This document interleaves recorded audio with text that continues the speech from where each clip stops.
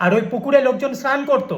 তুমি কি ভাবছো শুধু ছেলেরা স্নান করতো? না, ছেলে মেয়ে সবাই স্নান করতো। নিউটনের তৃতীয় গতিসূত্র, নিউটনের তৃতীয় গতিসূত্র, প্রত্যেক ক্রিয়ার সমান ও বিপরীত প্রতিক্রিয়া আছে, প্রত্যেক ক্রিয়ার সমান ও বিপরীত প্রতিক্রিয়া আছে, প্রত্যেক ক্রিয়ার সমান ও বিপরীত প্রতিক্রিয়া আছে। উফ, এইভাবে আওয়াজ করলে আমি কি পড়তে পারবো? হবে এইভাবে পড়াশুনোটা? মানে তোমরা কি মানে মেধাবী ছেলেদেরকে ডিস্টার্ব না করে থাকতে পারো না? মানে তোমরা ভবিষ্যতের একটা ট্যালেন্টকে এইভাবে আওয়াজ করে করে নষ্ট করে দেবে একদম। মানে কি ওটা ফাটা বাসের মতো আওয়াজ? কি ওটা? প্রেসার কুকারের সিটি? কেন? সকাল থেকে কি করছিলি? দুপুরে কি মা রান্না করবে না? আবার আমাকে এই প্রশ্ন? তো আমি কি মানে সকালে দেরি করে উঠেছি তো কি দুপুরে একটু পড়তে বসবো না? আমি কি ফাঁকিবাজ? আর ডালটা কি মানে সিদ্ধ করতেই হবে একদম? জলে ভিজিয়ে রাখলেও তো হয়। আমাকে একটু তোমরা মানে একটু না ডিস্টার্ব করে থাকো।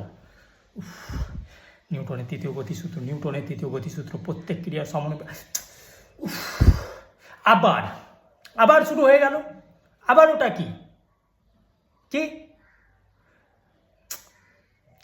মানে মিক্সির মশলা মিক্স করা হচ্ছে? তো মশলা না দিয়ে তরকারি রান্না করা যায় না? ওই সব দিয়ে দাও, এমনি দাও, লঙ্কা দাও, এমনি দাও, সব দাও, আদা রসুন সব কেটে দিয়ে দাও। ওই সব মিক্স টিক্স করতে হবে না। মেধাবী ছেলেরা এমনিই খায়, ওরা অত মানে মশলাতে ধ্যান দেয় না, ওরা এমনি খেয়ে নেয়। তার জন্যই তো অত মেধাবী হয়। একটু একটু আমাকে কনসেন্ট, একটু মানে কি ওটা কনসেন্ট্রেট হবে। ওটাই তো আমি বলছি। আমি এই যে আজকে কনসেন্ট্রেটটা পারছি না উচ্চারণ করতে, কেন? তোমাদের জন্য। পড়তে বসলেই তো ডিস্টার্ব। আবার তোমরাই পরে বলবে কত পেয়েছিস। তো এইভাবে যদি সবসময় ডিস্টার্ব করতে থাকো তোমরা, আমি কি করে নাম্বার পাবো? কেউ পাবে?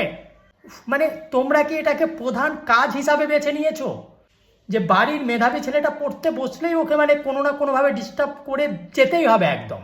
আর শোনো, একটা কথা আমি বলে দিচ্ছি, আমি একটা রিসেন্টলি খুব ভালো ডিসিশন নিয়েছি।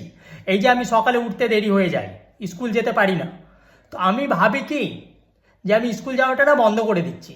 ওই স্কুল যাওয়ার দরকার নেই। ওই যে প্রত্যেক দিন ভাঙা সাইকেলে করে স্কুল যাই আবার আসি, এতে না অনেক সময় নষ্ট হয়ে যায়। আমি ভাবছি কি রবীন্দ্রনাথ ঠাকুরের মতো বাড়িতে বসে পড়াশুনো করব। তবে তোমরা আবার এটা আশা রাখবে না যে আমি রবীন্দ্রনাথ ঠাকুর হয়ে যাব, না, ওর চেয়েও ট্যালেন্টেড হব। হাসছো কেন? তুমি কি ভাবছো যে মানে আমার মতো মেধাবী ছেলে মানে যুক্তি ছাড়াই কথা বলে? এর পেছনে যুক্তি আছে। রবীন্দ্রনাথ ঠাকুর যেটা ঘরে বসে পড়াশুনো করতো, ওর জানলা দিয়ে একটা পুকুর দেখা যেত, আর ওই পুকুরে লোকজন স্নান করতো। তুমি কি ভাবছো শুধু ছেলেরা স্নান করতো? না, ছেলে মেয়ে সবাই স্নান করতো। আমার যদিও জানলা আছে, পুকুরও আছে, কিন্তু কেউ স্নান করে ওখানে? স্নান করে না। কি করে আমি ওর মতো হব?